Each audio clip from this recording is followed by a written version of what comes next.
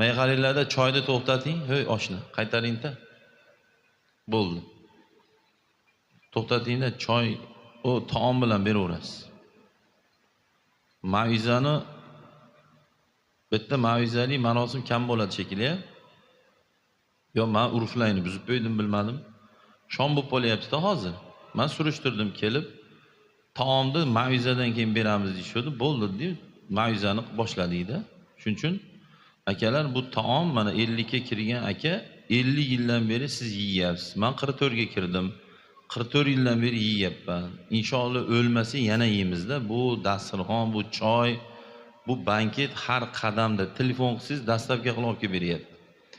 Lekin ilmiy suhbat doim ham uchraydigan narsa emasda. Shuning uchun yana qayta aytaman akalar, shar'an olganda majbursiz, biz tomondan iltimos xalaqit qilmang.